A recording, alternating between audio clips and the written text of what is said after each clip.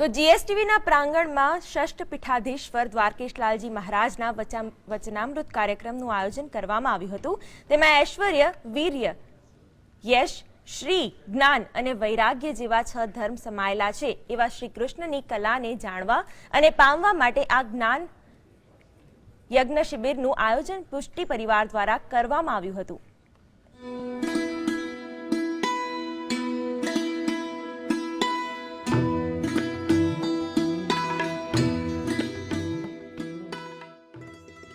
સોળે કળાથી પરિપૂર્ણ અવતાર ધારણ કરનાર શ્રી કૃષ્ણનું પ્રાગટ્ય કલાનિધિયુક્ત છે।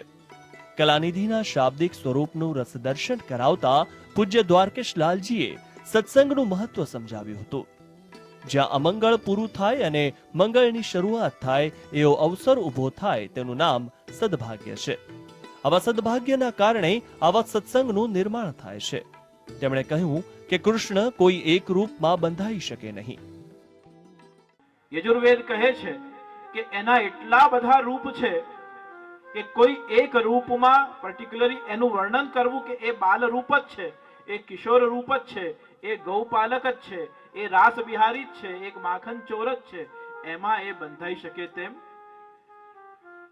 સહસ્ત્ર શીર્ષા પુરુષઃ સહસ્ત્રાક્ષ સહસ્ત્રપાદ સભૂમિમ વિશ્વતો વ્રત્વા અત્યતિષ્ઠત દશાંગુલમ।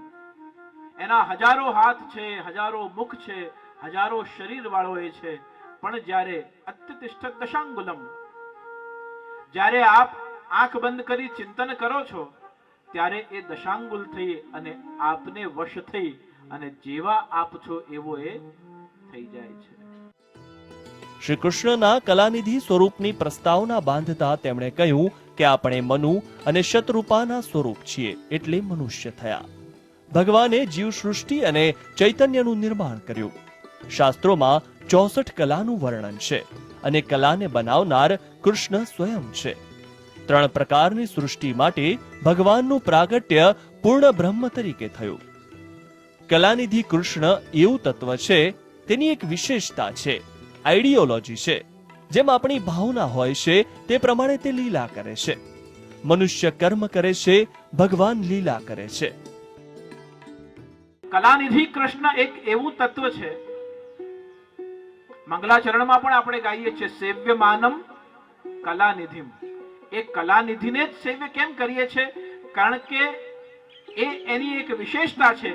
એના પાછળની જે મીથ નથી પણ આઈડિયોલોજી છે, જે બેઝિક કન્સેપ્ટ એની પાછળના મૂકવામાં આવ્યા કે આ કલાનિધિ કૃષ્ણ એ સેવનીય કેવી રીતે બની જાય છે? કારણ કે એ ભાવો ભાવનયા સિદ્ધ, એ જેમ આપણી ભાવના હોય છે તેમ એ આકાર, પ્રકાર, રૂપ, નામ અને લીલાઓ આ બધાનો સમન્વય આપણી જીવનશૈલી સાથે કરી શકે તેમ છે। એટલા માટે કૃષ્ણનું એક નામ, ભગવાનનું એક નામ શાસ્ત્રોમાં લીલા પુરુષોત્તમ કહ્યું। શ્રીનાથજીના સ્વરૂપનું રહસ્ય સમજાવતા મહારાજ શ્રીએ કહ્યું કે વાત્સલ્ય અને માધુર્યનો સમન્વય કરીને શ્રીનાથજીની સેવાનો ભક્તોને વિકલ્પ આપ્યો છે। કૃષ્ણ વૈષ્ણવો માટે યુગલ સ્વરૂપ ધારણ કરે છે ત્યારે શ્રીનાથજી બને છે। આથી જ શ્રીનાથજીના શ્રૃંગારમાં રાધાનું તત્વ છે। કૃષ્ણ જ્યારે યુગલ રૂપ ધારણ કરે છે ત્યારે એ શ્રી અને નાથ બની જાય છે। એટલા જ માટે જ્યારે જ્યારે આપણે શ્રીનાથજીના દર્શન કરીએ છીએ ત્યારે અલકાવલી છે, હસ્સાકલા છે, ચોટી છે, નથવેસર છે, ચિબુક છે, અનવટ બિછિયા, પાયલ, જેહર, તોડા, નુપુર, આ ચરણારવિંદના શૃંગારો છે, કટી મેખલા છે, આ સ્ત્રીઓના આભૂષણ છે, પણ શ્રીનાથજી ધરે છે કારણ કે ત્યાં આદ્ય શક્તિ શ્રી રાધાજી પણ સાથે બિરાજે છે। ભગવાન જ્યારે દેહ ધારણ કરે છે ત્યારે એ લીલા કરવાનું નક્કી કરે છે, ત્યારે એમને દેહના બધા ધર્મ લાગે છે।